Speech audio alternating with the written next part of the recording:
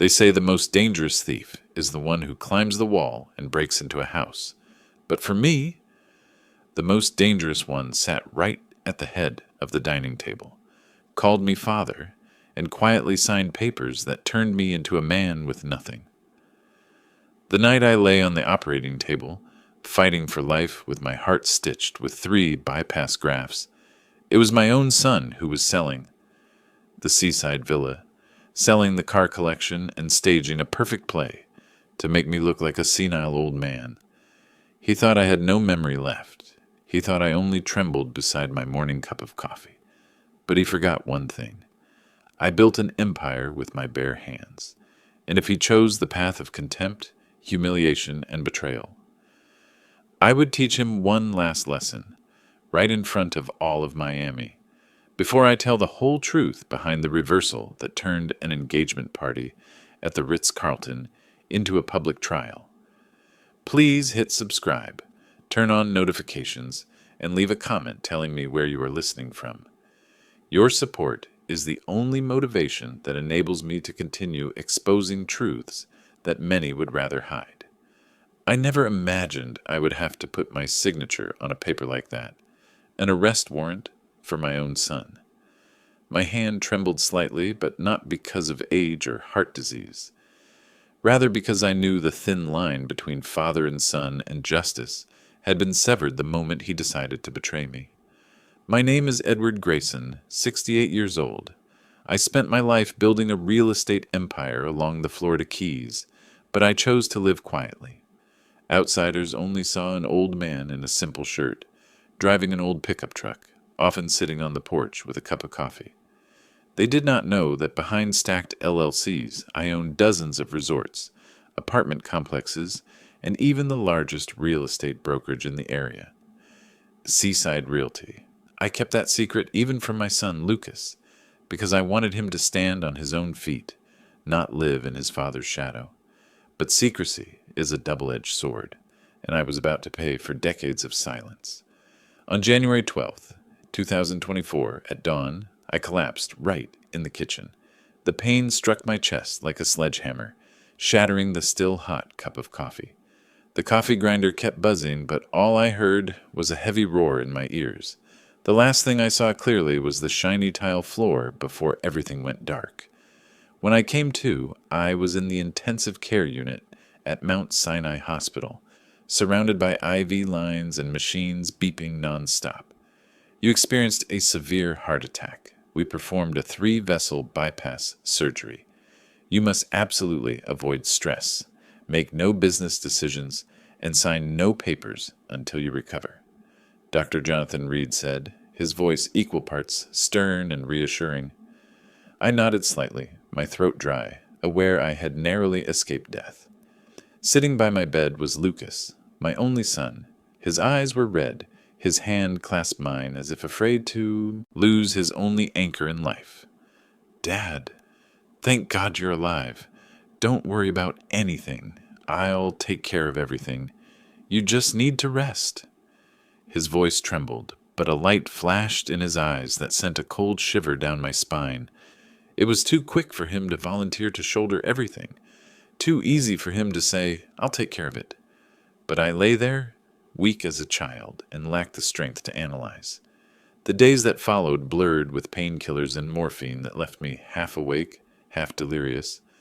But one thing I remember clearly. Dr. Reed had me take cognitive tests on the 20th and the 24th. I answered each question smoothly, scoring nearly perfect. He smiled. You're very lucid, Edward. Don't worry. The heart weakens, but the mind does not. I did not know then that this small detail would become the biggest shield against my own son's plot. On the 25th, I was moved to a regular room. Lucas still came every day with a laptop, saying he had taken care of the bills, the property taxes, and the insurance. I looked at him, thanked him, but a heavy stone lay in my chest.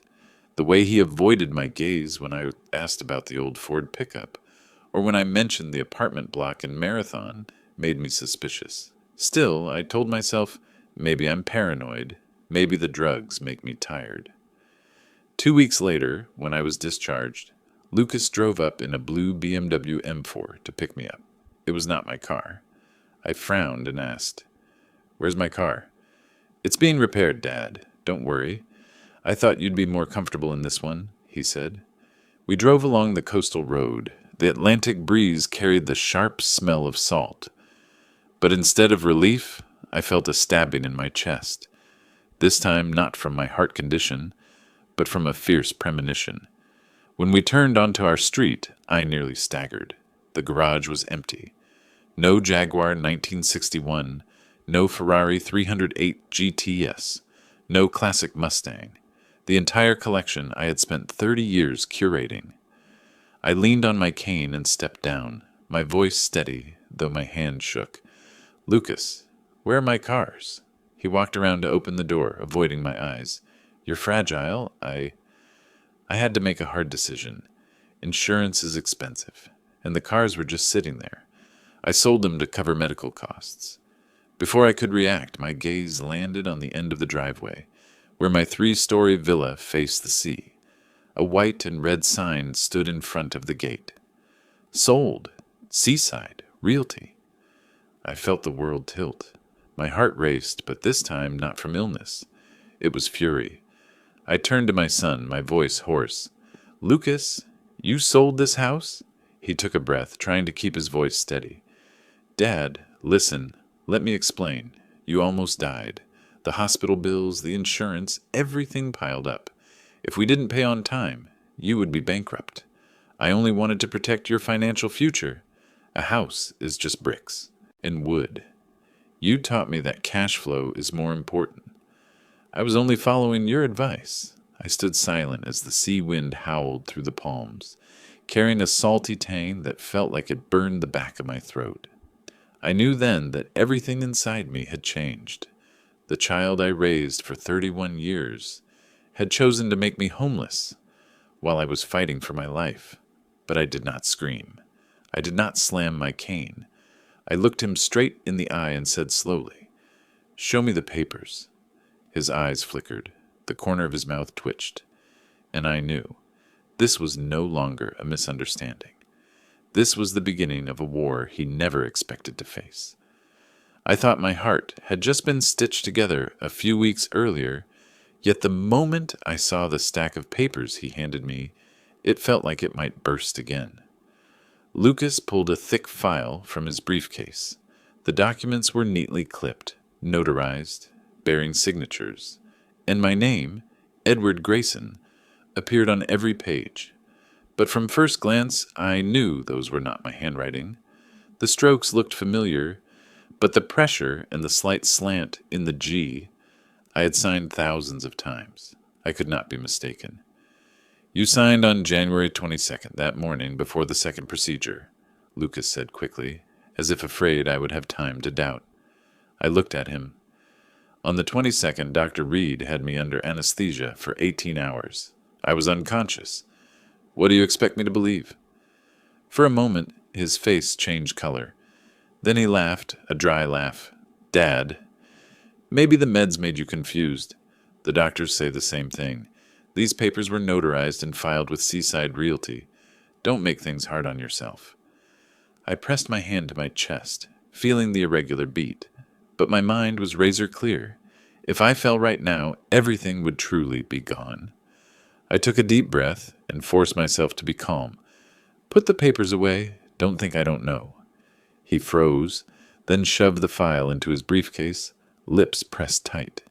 In his eyes there was no longer the worry of a son. It was the look of someone who had gone in too deep, just waiting for his father to surrender. That night, after Lucas left, I felt my way to the old safe in my study. Luckily, he hadn't touched it. Inside were the most precious things, some company papers, family photos, and a handwritten letter from my late wife, Mary Ann. The paper was yellowed, the smell of old ink sharp. I opened it with trembling hands. Her handwriting was still graceful, as if carrying the breath of the woman who had been by my side for more than 40 years. "Edward, if you are reading this letter, it means I am gone. I know you always want to give Lucas everything, but I beg you, don't hurry. He must prove he understands the value of what we built. If he only knows how to spend, borrow, or take without returning, you must stop him. Don't let our legacy turn to ashes because of a father's blind love. Make him face his own choices. I folded the letter, eyes stinging. Marianne had seen clearly what I would not admit. I still remember how many times she gently chided me. You spoil him too much. Lucas grew up with everything ready. He doesn't know how to take care of things.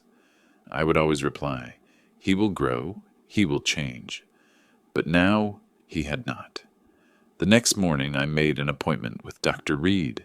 His office was on the 3rd floor of the hospital, the walls a cold white. I recounted Lucas presenting power of attorney papers. He frowned, flipped through my medical records. The 22nd? Impossible. You were deeply anesthetized that day. We have it on record. I even gave you cognitive tests on the 20th and the 24th. Both times your scores were nearly perfect. I nodded. I need full copies. One day they may save my life. He looked at me intently, then said quietly, Edward, you suspect your own son? I answered, voice hoarse. I don't suspect any more. I know. I left the hospital feeling both relieved and bitter. In my hand I held the first piece of the picture of the truth, but to complete it, I needed allies. That afternoon I called Diana Campbell, lawyer and old friend, who had helped me found Seaside Realty from the start. On the other end, her voice was decisive. My God, Edward, you're alive. Lucas told me your condition was dire, barely surviving. I asked coldly, did he really say that? She confirmed, yes. Moreover, he came to the office with medical power of attorney, claiming you were not lucid. He asked to sell assets to cover hospital bills. A new staff member processed it without alerting me. I sensed something was off, but because I trusted Lucas as your son, I set it aside. I gripped the phone. Each word she spoke felt like a knife turning deeper. Diana, I need to see you. Tonight. When night fell, the warm lamplight hit the oak desk in my study. Diana entered carrying a thick file. She set it down, voice heavy. These are all the transactions Lucas executed through Seaside Realty. He sold the Seaside Villa to an out-of-state corporation and transferred the car collection to a private dealer. All through our firm. I turned the pages, my chest tightening. At the bottom of each contract, the signature Edward Grayson was clearly forged. But what froze me was the small final line. Commission, 6% for Seaside Realty. I looked up and let out a bitter laugh. He paid commission to my own company to help him steal from me? Diana's eyes widened. He didn't know you were the real owner? I nodded. No. I hid it, standing behind the LLCs. Since 2012, Diana pulled her name from public view. The chain of LLCs served as a front for Seaside. He thought Seaside was just a normal brokerage. So he picked the right company and the wrong person to fool. In that moment, I felt something strange, not only anger, but a dark pride. Years of living quietly had finally become a weapon. Diana squeezed my shoulder, voice firm. Edward, we must act immediately. I will recompile all the files and cross-check with the medical records. We will have proof. I nodded, my voice low. Not yet. We need more. I want him to expose everything himself. I will wait until he thinks he has won completely. Outside, the waves beat against the rocks, steady like distant war drums. I knew I was entering a battle not just to reclaim assets, but to protect my honor. And I swore Lucas would learn that lesson by whatever means. The next morning I woke earlier than usual, my heart still hammered in my chest, but my mind was as clear as freshly cleaned glass. I sat in the kitchen and slowly sipped the bitter coffee. That familiar flavor reminded me that though my body trembled, I was still myself and still lucid enough to fight. Lucas appeared at the doorway in a neat suit, holding the shiny key to the blue BMW. He smiled awkwardly as if the tense talk the night before had never happened. I quietly followed to see what new story he would spin today. The car drove off down the palm-lined road toward the resort where I had laid every brick. I pretended to be weak, leaning on my cane so he would think his father was a helpless old man. But inside, I kept asking, how much more had he taken? The answer came sooner than I expected. When the car turned into the main house, what hit me was not the red-tiled roof of the 3-story villa, but a huge sign planted at the entrance. Sold. Seaside Realty. I stopped. My breath lodged in my throat. The sea wind blew my gray hair, salty and biting. That house was more than an asset. It was where Marianne and I celebrated 35 years of marriage, where my son played on the lawn, where every wall bore the sweat of my hands, and now it had been sold like cheap merchandise.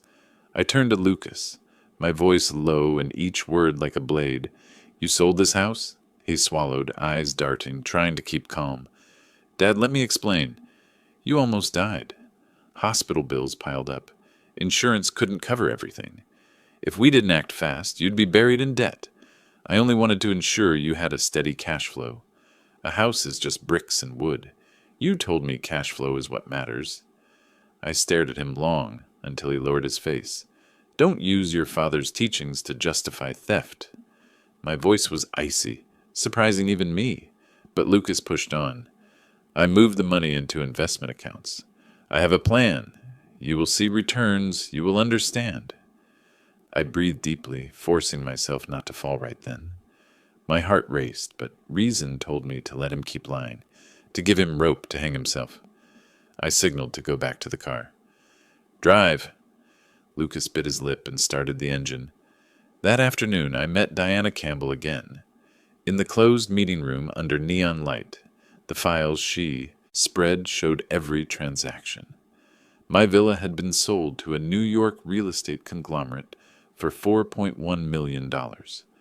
All funds were transferred into accounts controlled by Lucas under the name Emergency Medical Authorization. My vintage car collection, Jaguar, Ferrari, Mustang, had vanished, sold through a private dealer in Orlando, with a total value near $1 million. And of course, everything went through Seaside Realty, with a 6% commission. I let out a bitter laugh. He chose the right company to carry out the con, not knowing his father was the one behind it. Diana, I hid things too well. My own son believed I was just an old man living off rental income. Diana looked at me with a mix of pity and anger. Edward, Lucas crossed the line. He not only stole, but he also used your illness as a shield. If we let this go, he will continue. I nodded. I know, but I need more evidence. I want him to confess. I want him to boast to the world. Diana considered, then asked, What will you do? I answered, resolute. I will record everything. I will make him believe his father is too weak, too naive, and let him say everything he's done. When the time comes, I will reveal it all in front of the very people he wants to impress most. That evening I sat alone in the now empty house. Outside, the waves struck the rocks in a steady rhythm, reminding me that time waits for no one. I opened the safe and took Marianne's letter back to the desk. Her words seemed to glow under the lamp. Make him face his own choices. I pictured her face, her gentle smile, and felt a surge of strength rise within me. Lucas thought I was just an old man who had barely escaped death, feeble and incapable of managing assets. He thought a few fake papers, a few sloppy signatures, would be enough to turn me into a nobody. But he forgot one thing. I built an empire with my bare hands. I know how to gather evidence, how to set a trap, and how to wait for the perfect moment. That night, I slipped a tiny voice recorder into my shirt pocket. From that second on, every word Lucas spoke would no longer blow away like the wind. It would become evidence, every word, every sentence, every second, and one day that very voice would echo before hundreds of people, like a blade stripping his true face bare. I looked out the window where silver moonlight poured over the glittering sea. For the first time in weeks, my lips curved into a smile. Not the smile of a frail old man, but the smile of someone who had begun a battle. A battle not only to reclaim the villa, the cars, or the money, but to teach my son one final lesson. Honor matters more than anything. In the days that followed, I lived like a shadow in the very house Lucas hadn't yet managed to take. Each morning I still made a cup of coffee and sat by the window facing the sea, but my mind was no longer there. It worked like a calculator, scanning every detail, every gap Lucas had revealed. I knew clearly, to bring him down I could not rely on emotion. I needed proof, a chain of evidence that could not be denied. His greatest weakness was arrogance.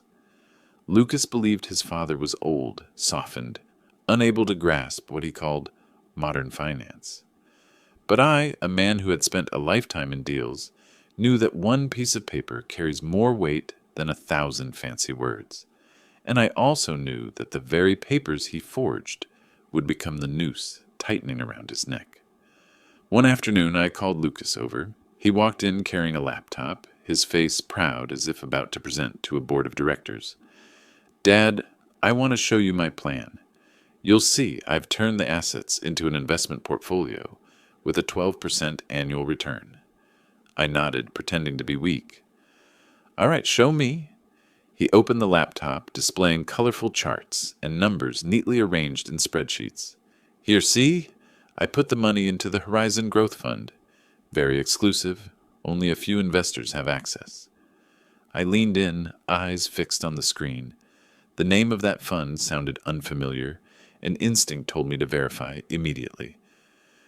"Horizon Growth? I've never heard of it. Is it registered with the SEC?" Lucas frowned and dodged to another topic.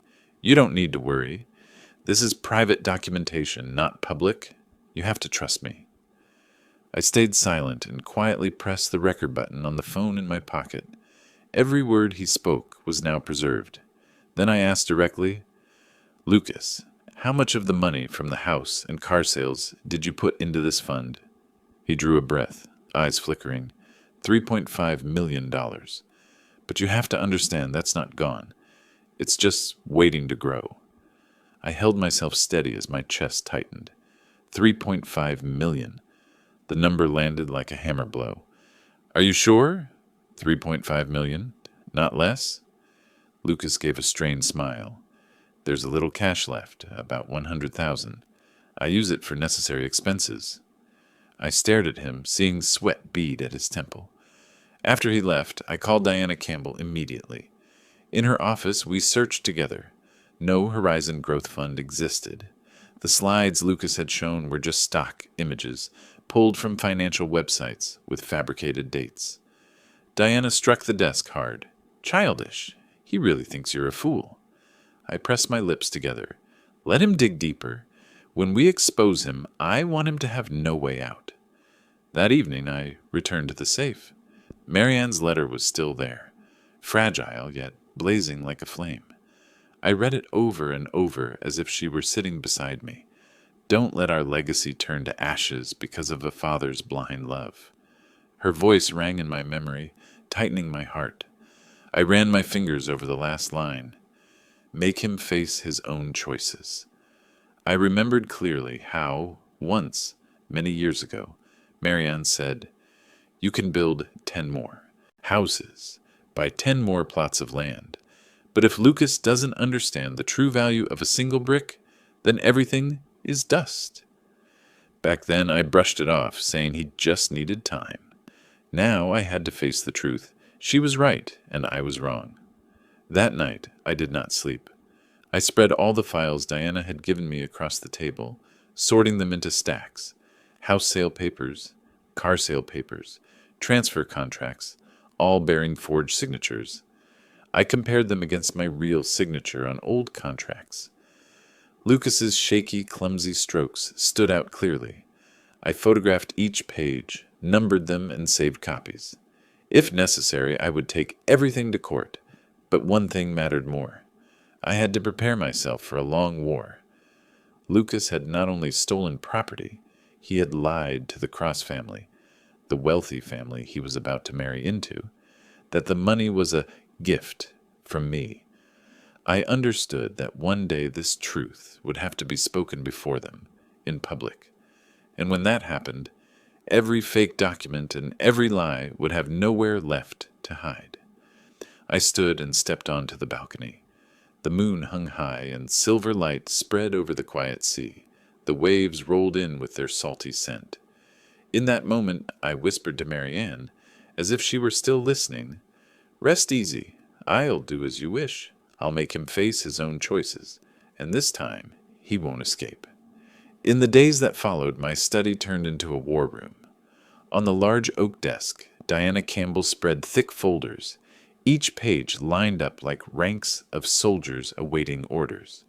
The warm yellow light reflected off the numbers and seals, making everything so cold it raised goosebumps. I sat across from her, the pen in my hand trembling slightly. Not from age or heart pain, but from knowing each detail could be the bullet that ends the mask Lucas wears. Diana slid a thin file toward me that felt heavy as stone, a physician's statement concluding I was cognitively incapacitated, and a durable power of attorney, DPOA, naming Lucas, both with forged signatures and notary seals. The hospital's EHR audit confirmed that on the morning of the 22nd of January, I was under deep anesthesia.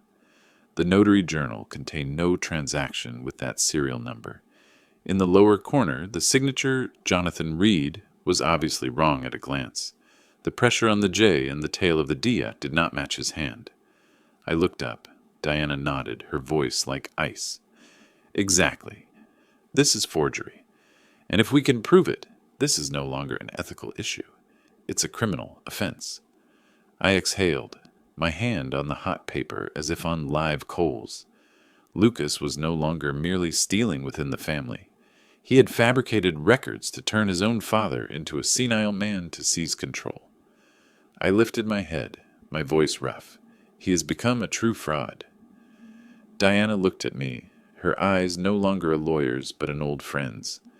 "Edward, I believe you understand. We have the first evidence, but it isn't enough. To bring him down, we must lay out the whole picture, and I've called someone." A knock sounded. A man in his 40s entered, compact and steady, his eyes scanning every detail of the room out of habit. Diana introduced him. "This is Marco Alvarez, a private investigator. He specializes in personal finance probes and luxury lifestyle audits. If Lucas has spent that money, Marco will trace it." Marco gripped my hand, the shake straight, firm, and decisive. "Mr. Grayson, I'll need access to accounts and a list of assets Lucas may have sold. I won't speculate. I'll bring back concrete evidence, impossible to deny." I nodded. "You'll have everything. I want only one thing, the truth in black and white."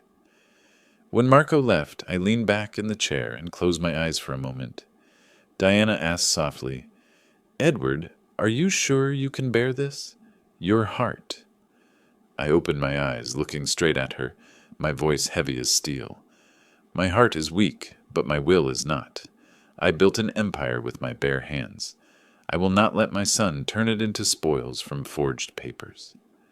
That night, I sat alone, the forged medical files with shaky signatures before me, and beside them Marianne's letter, still carrying the scent of old ink.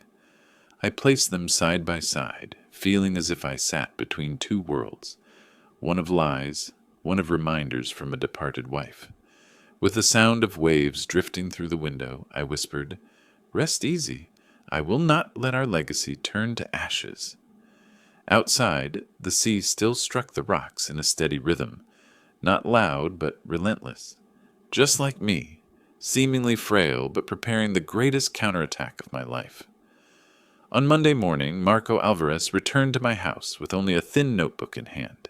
He shook his head, smiling bitterly. "Mr. Grayson, he didn't invest. Not a single transaction tied to a fund. But he keeps telling friends he got an early inheritance from you. He's building a story." My grip tightened on the armrest, my heart beating slow and heavy. I no longer cared about Rolex watches or diamond rings.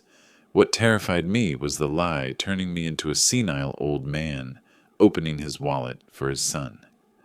"What do we need next?" I asked. Marco answered curtly. "Make him confirm the fund himself. The more details he gives, the easier it is to catch him. I nodded, knowing the game was on. That afternoon, I called Lucas. I let my voice shake a little, sighing deliberately. I want to understand your plan. If it truly gives steady profit, I'll be more at ease.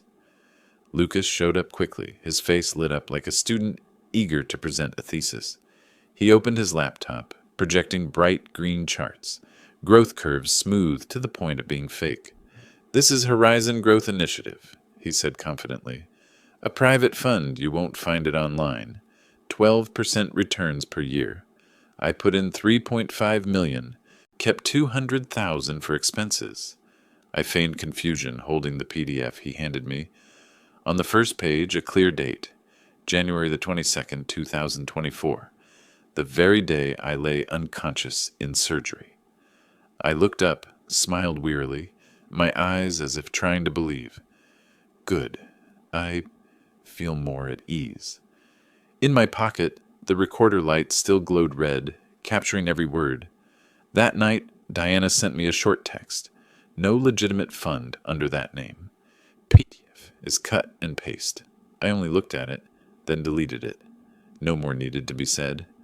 3 days later, the Cross family invited me to a casual dinner. At the long table under candlelight, Patricia raised her glass. "Lucas is remarkable. So rare to see someone young manage such a portfolio. Edward, you must be very proud," I answered slowly, each word dropping like a stone. "I'm only proud when the truth is respected." Lucas cut in with a laugh. "Dad's always like that. Humble, never showing off." Gregory nodded, half convinced. Isabella stayed quiet, her eyes on me, searching for cracks in the mask Lucas had built. When the main course was served, Lucas eagerly spoke about Horizon Growth, entering its second phase allocation. Gregory and Patricia nodded with hope in their eyes. Isabella set her fork down and asked calmly, "Can you send me the fund's documents? I don't doubt you. I just want to explain clearly to my parents." Lucas froze for a beat, then forced a laugh. "I'll send the link tomorrow. It's a secure fund, not open right away." I raised my glass, voice deliberate. "Transparency is the foundation of every relationship. What can't be verified will soon be revealed." Isabella's eyes flickered with light, and I knew the mirror had been placed before her. That night at home, I saved the recording file as Horizon Growth, Dining Room, in a folder named Countdown. Outside, the waves hit the rocks with a steady rhythm, sounding like a ticking clock. I looked at Marianne's photo and whispered, "I won't tear the curtain down. I'll just hang the light. He will step into it himself." Friday night at the Cross House looked like a warm family dinner, but to me it was the first rehearsal for the finale. Gregory and Patricia welcomed me warmly, gazing at Lucas as if he were the perfect son-in-law, handsome, financially solid, speaking easily about investments. But Isabella was different. The young woman sat quietly, her eyes not only on Lucas, but also probing every gap in his words. When Gregory raised his glass to toast, Lucas quickly added, "Thanks to Horizon Growth, I'll soon bring steady returns. If cross-shipping needs, I can support cash flow." Gregory nodded. Patricia smiled with trust. Only Isabella set her fork down and looked straight at Lucas. "I want to read the original fund reports. My parents don't understand, but I want clarity." Lucas laughed. "No need to worry. It's a private fund, not public. I've arranged access." Isabella said nothing, but I saw her hand tighten around her glass, a clear sign she was unconvinced. After dinner, when only a few remained in the living room, Isabella approached me, her voice low, for my ears alone. "Mr. Grayson, I must ask honestly, did you really give Lucas that money?" I looked straight into her eyes. They were not those of a love-struck girl, but of someone calculating each step. I answered slowly, "Not a cent. Everything he says is a performance." She nodded slightly, then said something that caught me off guard. "You know, I never loved Lucas. This marriage is a family alliance. My parents are struggling with cross-shipping, and they see Lucas as an opportunity. As for me, I only agreed, thinking he was at least honest. someone who could protect both families' reputations. But now, her voice dropped, then sharpened. If he deceives both you and my family, I cannot walk into it blindly. I stayed silent. In that moment, I understood the three motives driving Isabella: to protect the Cross family's honor from fraud, to protect herself from being a pawn in a marriage of convenience, and her own integrity. She could not accept deceit, even if it meant breaking the alliance her parents depended on. Lucas walked in soon after, casually boasting about the engagement party at the Ritz Carlton, Miami. 200 guests, media, and financial circles. He had no idea what had just unfolded. Isabella smiled faintly, nodding as if nothing had happened, but in her eyes I saw a spark catch fire. That night at home, I opened Marianne's letter again. She had written, "Make him face his own choices." I thought of Isabella. She was not the ally I had chosen, but she could be the most important witness when the truth exploded.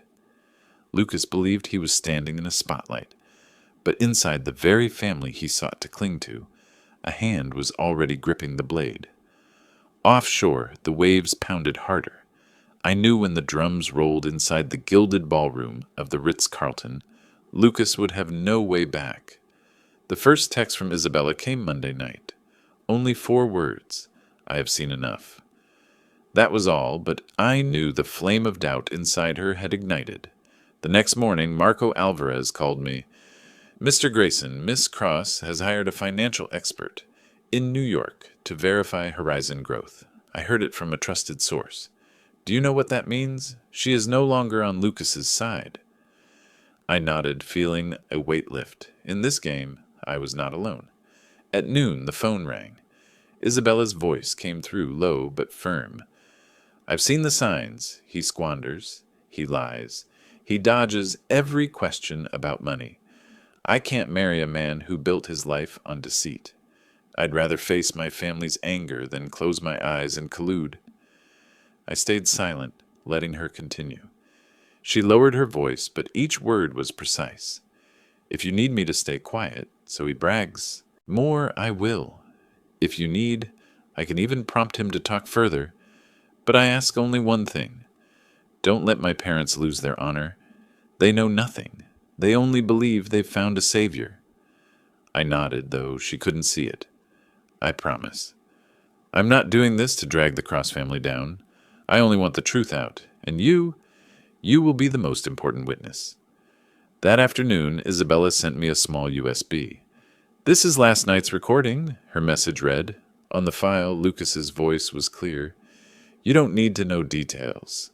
My father will sign anything. He owes me that." I listened 3 times. Every word was a needle in my chest, not from pain, but from clarity. Lucas hadn't just forged. He believed I would bow my head and be his shield. That night, I sat alone in the dark room. On the table lay the USB, Diana's prepared files, and Marianne's letter. 3 pieces, 3 paths converging at the same point. Truth. Outside the window, rain tapped against the glass like a countdown clock. March 15th, Ritz Carlton, Miami. 200 guests, press, businessmen, the Cross family, all would be there, and Lucas, in his perfect tuxedo, would step to the podium with a triumphant smile. He thought it would be the day his life turned golden. In truth, it would be the day the mask fell. I held Marianne's letter, whispering as if she could hear. "Do you see? I won't kill him in the shadows. I'll let him expose himself under the brightest lights." Off the coast, lightning flashed. The storm was no longer far. On March 10th, 5 days before the engagement, I sat with Diana Campbell and Marco Alvarez in my study, the familiar room filled with stacks of files and the dim glow of the desk lamp. Outside, the waves of the Florida Keys beat steadily, but inside me, the drums of battle pounded close. Diana spread papers across the table, forged contracts, hospital records proving my clarity, the fake horizon growth PDF dated during surgery, and Marco's list of lavish spending. "Edward," she said, "we have a complete case, But you must decide, expose it in court or at the engagement. I looked straight at her, my voice hoarse but firm. At the Ritz Carlton. Lucas built his theater there. I'll tear down the curtain where he wants to shine most. I paused, then spoke slowly so every sound in the room caught each word. Court is the place of law. The engagement is the place of honor. I choose for him to be stripped bare among those who cheer him. So the lesson cuts deeper than any sentence. We'll make him face what he traded. Reputation, trust, the relationships he sold for lies. That is not just punishment, it is both poison and cure. If the bitter dose wakes his conscience, he may repent, pay the price, and rise from the ashes. If not, the dose will burn him with no way back. I want him to know the cost before the law declares the penalty. I want him to see his face in the eyes of those who once praised him, so the lesson sears deeper than judgment. Marco nodded, his eyes sharp as ice. Then we must stage this like a theater. Mr. Grayson, you won't just be a grieving father. You'll be the prosecutor reading an indictment before hundreds. I'll prepare Lucas's bragging audio, Isabella's USB video, and the financial evidence. We'll need big screens, clear sound. Leave him no escape. Diana added, but it must have a climax. If we only show files, he can deny and claim forgery. We need him to affirm with his own mouth. I fell silent, then said, I'll let him speak. I'll prod him to boast about horizon growth, about the early inheritance, about everything. The recorder will run, and when he finishes, I'll reveal the truth before the bride and her family. The room went still. Only the wind howled outside the glass. Marco murmured, that will strike straight to his heart. I closed my eyes, picturing Lucas in a tuxedo, his arrogant smile. Then the moment he froze as his own voice echoed through the gilded ballroom. That afternoon, Isabella emailed me the guest list for the engagement. Over 200 names, including reporters from 3 major Miami papers, a financial news channel, and cross-shipping's partners. I read each name carefully, as if reviewing a jury roster. Every person would be a witness to this unofficial trial. That night, Diana and I toured the Ritz Carlton ballroom. High ceilings studded with crystal, blazing chandeliers, a red-carpeted stage, and twin LED screens on each side. Diana pointed to the control booth. I'll place our contact there. When you give the signal, the video will play. Not sooner, not later. I nodded, my chest heavy but resolute. On the drive back, Diana asked softly, Edward, if at the last moment Lucas admits guilt, will you forgive him? I didn't answer immediately. Streetlights swept across my aging face in the car window. I thought of Mary Ann, of her letter. At last, I said, voice like stone, forgive, perhaps. Forget, never. And justice must stand, even for my own blood. That night I opened the safe and took Mary Ann's letter once more. I placed it on the table beside the USB and the file stack. On one side, the words of my late wife, urging me to guard our honor. The other side is undeniable proof. A sea wind slipped through the cracks, carrying salt. I knew when the storm burst into the Ritz Carlton ballroom, nothing could stay hidden. March 15th was coming, and Lucas, in his blind arrogance, was walking straight into the trap he built himself. The Ritz Carlton gleamed like gold. Glasses clinked, perfume hung thick, cameras flashed nonstop. Diana stood near the control booth. Marco was at his station by the bell. Isabella sat beside Lucas, silent as glass. Lucas was invited to speak. He thanked the cross parents, nodded at me. I'm grateful to my father for his support. Applause. I rose. I only want to speak about honor, I began, voice steady. About a seaside house where every brick bears the name of a woman now gone, and about the truth. I gave the slightest nod. The screen lit up. My cognitive test results from January 20th and 24th, then the anesthesia timeline for the 22nd. Whispers rippled. Next came the recording. Lucas's voice filled the hall. I sold the house, sold the cars to invest in horizon growth. Father will thank me one day. The silence was thick. I opened an envelope. Villa sale 4.1 million.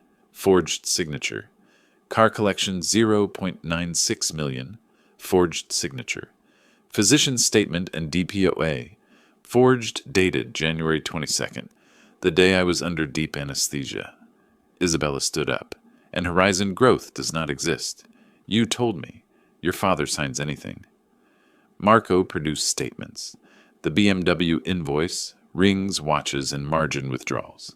Diana read a legal summary. Lucas grabbed the mic. Edited. This is a family matter. I stared straight at him. Yes, a family matter. And the law. I chose to speak here so you see the cost of deceit before the court pronounces sentence. The ballroom changed color. An engagement became a public hearing. Patricia froze and Gregory gripped the chair. Reporters flipped on recorders. Isabella slipped off her ring and set it on the napkin, soundless like a gavel. I left the stage. Warm Miami night outside. Inside me, only the quiet of a man who has put truth back where it belongs. The next morning at the Ritz Carlton, Miami papers ran the headline in unison. Engagement night turns into public trial. Images of Lucas, stunned beneath the lights, spread across social media, sliced into countless mocking memes. My home phone rang nonstop, but I let it. I just sat by the window with a cold cup of coffee, listening to the waves hit the rock. Marianne once said, "The truth carries farther than any microphone." Last night proved it. By noon, Diana called. Edward, the judge, signed a temporary restraining order and alias pendens. Accounts in Lucas's name are temporarily frozen. The FBI is involved due to federal wire fraud and bank fraud. Her voice was even but heavy. I only nodded, feeling both calm and bitter. My son was now officially a criminal file. 3 days later, police and federal agents raided Lucas's office. I did not go, but Marco recounted every detail. Hard drives, laptop, notebooks, even a kit of fake notary seals were sealed. They also found a crypto margin repayment receipt, matching exactly the shortfall in our calculations. I listened, chest heavy. The pieces had locked, no gaps left to deny. That afternoon, an unexpected call. Lucas's voice, hoarse and urgent. "Dad, meet me. Just the two of us." I was silent for a beat, then agreed. Between father and son, there still needed to be one plain talk before justice spoke. We met in the old garage, once echoing with the thud of the soccer ball he kicked as a boy, now hollow as a stripped cave. Lucas sat on a folding chair, head down. I walked in on my cane, each step a cold echo. "Dad!" He looked up, eyes red. I was wrong. "But you can withdraw the complaint, soften it. I still have a chance." I cut him off, voice low and slow. "Forgiveness may be possible, Lucas. Forgetting is not. You can repay, you can apologize, but justice will not stop for father and son. You turned fatherhood into a tool for fraud. Now you must face your choice." He broke down, but I did not step closer. I remembered Marianne's letter. Do not let the legacy turn to ash because of a blind father's love. Make him face his own choice. The next day, Diana brought the official filing from the prosecutor's office. United States versus Lucas Grayson. Charges: forged notarization, misappropriation, wire fraud, bank fraud. The federal trial was set for 2 weeks later. That night, I sat in my study with the thick file, Marianne's letter, and the USB holding the recordings. Outside, the Florida Keys were black, the surf like a distant gavel. I knew that gavel would strike in court, and that would be the ending, not of a father, but of a man who forgot that honor outweighs gold. After the Ritz Carlton night, Miami erupted. Front pages read, "Engagement turns public trial. Young entrepreneur exposed by his own father." Phone videos from guests flooded social media. In one night, the name Lucas Grayson fused with the word fraud. No more cheers, only disdain, pity, and headshakes. 2 weeks later, I entered federal court with Diana and Marco. My heart still pounded, but not from illness. It was the calm of a man who had gone the distance. Evidence on the USB, forged papers, and recordings, all laid out by the prosecutor.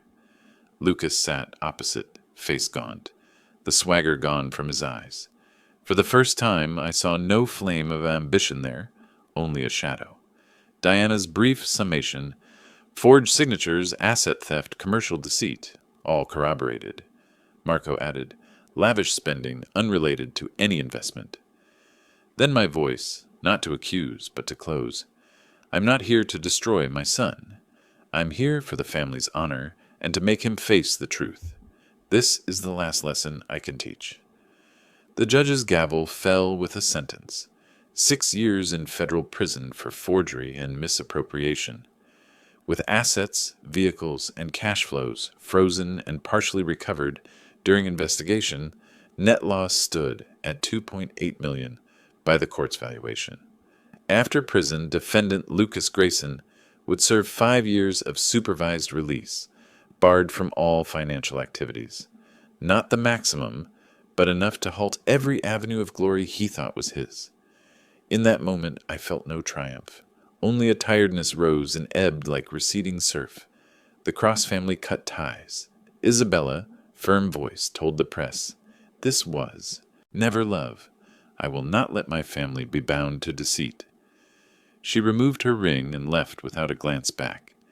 Everything Lucas thought he held, love, marriage, reputation, popped like sea foam. On the last night, I sat alone in a newly restored villa. Opening Marianne's old letter, her lines still felt warm. Do not let the legacy turn to ash because of a blind father's love. Make him face his own choice. I folded it gently and put it in the drawer.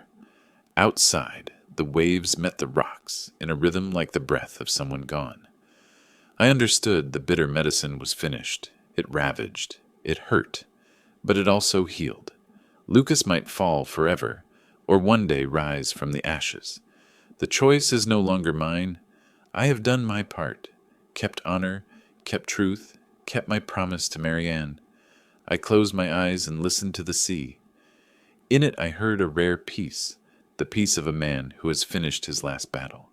I did the last thing a father can do, place justice above blood so truth could ring under the Ritz Carlton lights.